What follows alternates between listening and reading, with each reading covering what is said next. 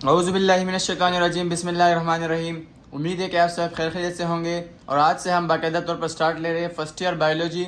और इस चैनल पर आपको बायोलॉजी के जितने भी चैप्टर्स हैं, चाहे वो जोलॉजी के रिलेटेड हो या फिर बॉटनी से हो, और इसके अलावा केमिस्ट्री हो, फिजिक्स हो, और मैथ के भी चैप्टर अपलोड किए जाएंगे जो कि बाद में होंगे। और इसके अलावा जो कंपलसरी सब्जेक्ट है यानी उर्दू है, इंग्लिश है और इस्लामियात, उसके जो वीडियोस है यानी उसके इंपॉर्टेंट आपको बताए जाएंगे। पूरे तो एक्सप्लेन नहीं हो सकते, लेकिन जो साइंस सब्जेक्ट है यानी बायोलॉजी हो गया, फिजिक्स हो गया, केमिस्ट्री हो गया, मैथ हो गया, तो इनकी वीडियोस आपको इस चैनल पर प्रोवाइड की जाएगी। लिहाजा अगर आपने अभी तक हमारे चैनल को सब्सक्राइब नहीं किया तो चैनल को सब्सक्राइब करें। और अगर आप यहाँ से स्टडी करना चाहते हैं तो यहाँ से आप स्टडी करें।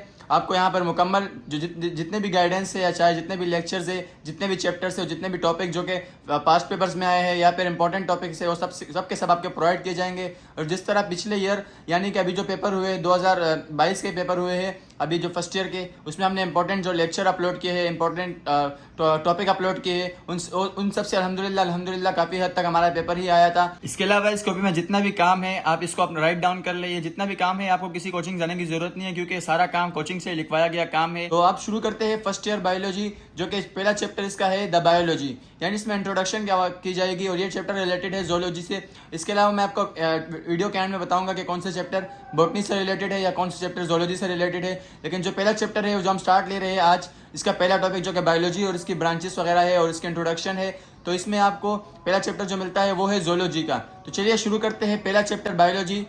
सबसे पहला जो वर्ड है बायोलॉजी, ये दरअसल वर्ड है ग्रीक का। इस पहले बायो का मतलब है लाइफ, बायो मीन्स लाइफ, और लॉजी का मतलब है स्टडी, यानी कि लाइफ के बारे में स्टडी को बायोलॉजी कहते हैं। अब सिर्फ लाइफ के हवाले से नहीं बल्कि इसके अलावा इसके इंटरेक्शन इन्वायरमेंट से रिलेटेड, यानी कि जो लैंड है, इसके अलावा जो ओशियंस वगैरह, उसमें जो पैरासाइट्स वगैरह, माइक्रो ऑर्गेनिजम्स और बहुत सी चीज़ों के बारे में भी स्टडी को बायोलॉजी ही कहते हैं। अब सबसे पहले इसका डेफिनेशन आता है बायोलॉजी का। डेफिनेशन ये है the branch of natural science which deal with the study of living thing, यानी साइंस की वो ब्रांच जिसमें हम लिविंग ऑर्गेनिज्म के बारे में स्टडी करें, उसको हम क्या कहते हैं, बायोलॉजी।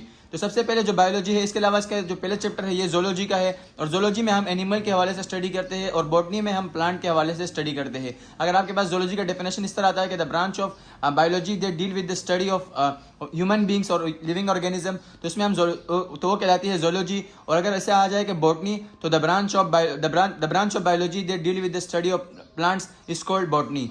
अब इसके बाद ये तो पहला चैप्टर है, इसमें ज़्यादातर सवाल तो नहीं आते, इसमें ज़्यादातर आपके पास एमसीक्यूज वगैरह आते हैं। इसके बाद जो ये है फाउंडर ऑफ बायोलॉजी, तो फाउंडर ऑफ बायोलॉजी जो है वो है एरिस्टोटल, जिसे उर्दू में अरस्तू कहते हैं। तो ये फाउंडर ऑफ बायोलॉजी कहलाता है। इसके बाद ओरिजिन, यानी बायोलॉजी का जो वर्ड है ये कहाँ से निकला है। जैसे कि स्टार्टिंग में आपको मैंने कहा कि बायोलॉजी एक ग्रीक वर्ड यानी ग्रीक वर्ड से निकला है, जिसका मतलब है द स्टडी ऑफ लाइफ। तो ओरिजिन क्या है, the origin of biology is Greek. इसके बाद ये दो एमसीक्यूज है, जिसमें है cell was discovered by Robert Hooke, nucleus was discovered by Robert Brown. ये तो सिर्फ इस चैप्टर से रिलेटेड इतने नहीं है, लेकिन फिर भी एमसीक्यूज है, लिहाजा आप इसको भी नोट करें। इसके हवाले से हम स्टडी करेंगे चैप्टर नंबर 4 जो कि बॉटनी का है, उसमें सेल के बारे में भी पढ़ेंगे और इसके अलावा न्यूक्लियस के बारे में पढ़ेंगे। ये था पहला पेज जो कि इसके बायोलॉजी के रिलेटेड था, जिसमें इसकी स्टडी थी, यानी इसका फाउंडर कौन है, इसका ओरिजिन क्या है और इसका मतलब क्या है। अब इसके बाद इसकी ब्रांचेस आती है, तो सब चलते हैं अब ब्रांचेस की तरफ। चलिए शुरू करते हैं। इसका पहला ब्रांच जो कि है माइक्रोबायोलॉजी। सबसे पहले समझते हैं कि माइक्रो का मतलब क्या है, बायोलॉजी का मतलब क्या है। तो पहले है माइक्रो। माइक्रो का मतलब होता है स्मॉल, और बायो का मतलब तो लाइफ होता है, और लॉजी मतलब स्टडी, यानी स्मॉल ऑर्गेनिज्म की स्टडी को हम माइक्रोबायोलॉजी कहते हैं। जैसे कि इसका डेफिनेशन है कि the branch of biology that deal with the study of micro organism like virus and bacteria, यानी बायोलॉजी की वो ब्रांच जिसमें हम स्टडी करते हैं स्मॉल ऑर्गेनिज्म, जैसे कि वायरस हो गया, बैक्टीरिया हो गया, उनकी लाइफ के हवाले से, उनकी लाइफ ऑफ न्यूट्रिशन के हवाले से, उनकी रिस्पायरेशन के हवाले से स्टडी को हम क्या कहते हैं, माइक्रोबायोलॉजी। इसके बाद सेकंड ब्रांच आती है पैरासाइटोलॉजी। तो पैरासाइटोलॉजी का मतलब, पैरासाइट का मतलब क्या होता है, पैरासाइट हर ऑर्गेनिज्म को कहते हैं जो दूसरों को नुकसान पहुंचाए और अपने आप को फायदा पहुंचाए, उसे पैरासाइट कहते हैं। और लॉजी का मतलब होता है स्टडी।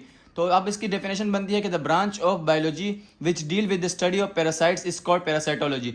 बायोलॉजी की वो ब्रांच जिसमें हम स्टडी करते हैं पैरासाइट के हवाले से, यानी पैरासाइट हर वो ऑर्गेनिज्म जो दूसरों को नुकसान पहुंचाए और अपने आप को फायदा पहुंचाए, तो उसको हम क्या कहते हैं, पैरासाइट, और उसके स्टडी को हम कहते हैं parasitology. Number third one branch है molecular biology. Molecular biology most recent branch of biology है। उसकी मॉलिक्यूलर के बायोलॉजी का मतलब होता है जितने भी मॉलिक्यूल है जो कि सेल बनाते हैं, जैसे कि हमारे सेल के अंदर आता है माइटोकॉन्ड्रिया हो गया, इसके अलावा गोल्जी बॉडीज़ है और भी बहुत सी चीज़ें, न्यूक्लियस है, उनके बारे में जो स्टडी होती है वो मॉलिक्यूलर बायोलॉजी कहलाती है। तो आप चलते हैं उसकी डेफिनेशन की तरफ। The branch of biology which deal with the study of molecule that make up cell और its organelle is called molecular biology.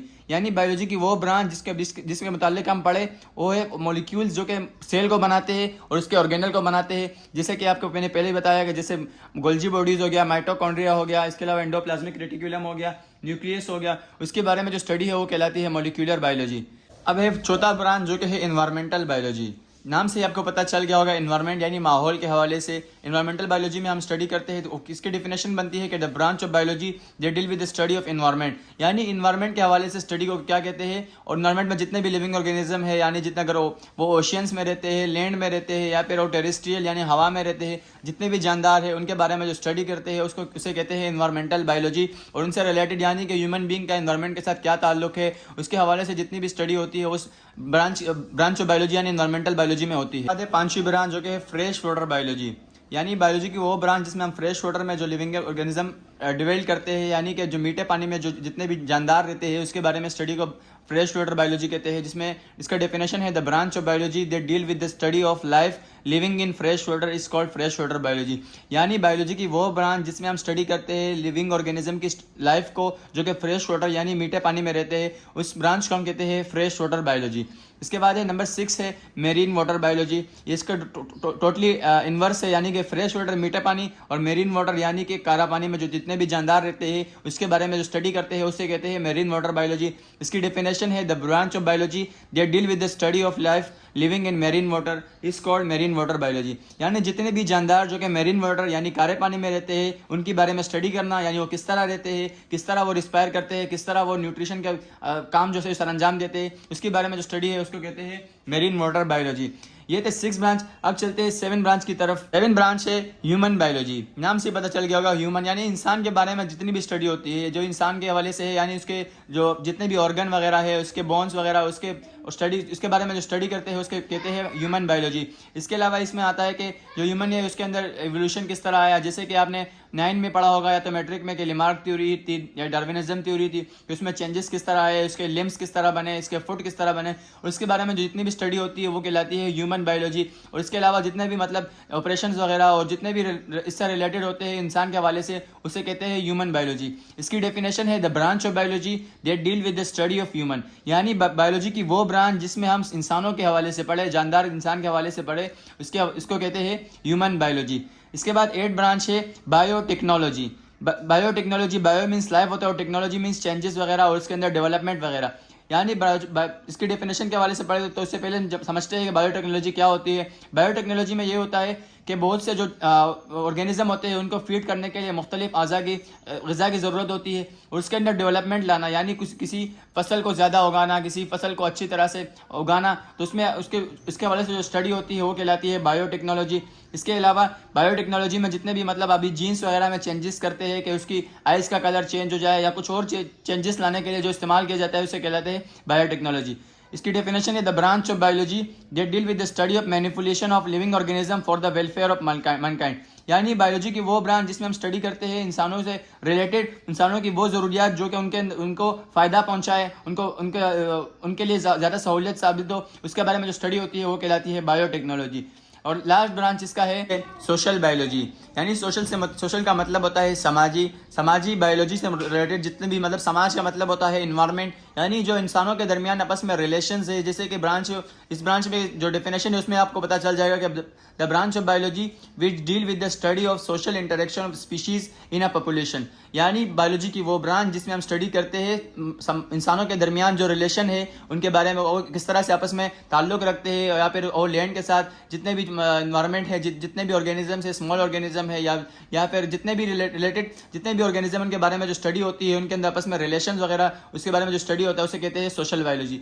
ये थे 9 ब्रांचेस जो कि बुक में डिस्कस है और यही ब्रांचेस में से अक्सर पेपर में भी यहीं से आता है। उसके बाद हम कुछ एमसीक्यू जो यहाँ पे मैंने लिखे हैं कि पहला एमसीक्यू इसका है कि smallest living in the world is bacteria, यानी इस दुनिया में सबसे जो छोटा जानदार है वो बैक्टीरिया है जिसकी रेंज है 0.0001 मिलीमीटर या 1 एक्सपोनेंट -6 मीटर, यानी बहुत ही छोटा है, बहुत ही ज़्यादा छोटा जो कि बैक्टीरिया है। इसके बाद आ जाता है largest plant in the world is red wood tree, यानी इस दुनिया में सबसे बड़ा जो प्लांट है वो है रेड वुड ट्री जो कि इसका हाइट है 300 फुट और ये पाया जाता है अमेरिका में। इसके बाद है number 3 MCQs, largest animal in the world is whale, यानी दुनिया का सबसे बड़ा जो जानदार है वो है व्हेल, जिसकी लेंथ है 40 मीटर और वेट यानी वजन इसका है 150 टन्स। इसके बाद नंबर 4 MCQs है, hypothesis is also called intelligent gas, hypothesis को इंटेलिजेंट गैस भी कहा जाता है। और नंबर 5 है, 3 elements which is essential for the growth of crop is nitrogen, phosphorus and potassium, यानी 3 एलिमेंट जो कि क्रॉप्स यानी फसलों की ग्रोथ के लिए बहुत ही अहमियत का हामिल होता है, वो है नाइट्रोजन, फॉस्फोरस और पोटेशियम। ये थे MCQs जो कि अक्सर इसमें से एक MCQs हमेशा तकरीबन हर साल ही आ जाता है, तो आप इसको अपने पास राइट डाउन कर ले ताकि अगर आपको ज़रूरत पड़े आप इसको रिवाइज कर सके। और ये थे आज के लिए, बस इतना ही थे, ब्रांचेस थी और उसकी डेफिनेशन थी। अगर आपने अभी तक हमारे चैनल को सब्सक्राइब नहीं किया तो चैनल को सब्सक्राइब करें, और जितने भी मैंने आपको समझाया पहले आप इसको लिख ले, उसके बाद समझ ले, या पहले समझ ले बाद में इसको लिख ले, तो इस तरह ये आपके लिए बहुत फायदेमंद रहे। बस आज के लिए इतना ही, अल्लाह हाफिज़।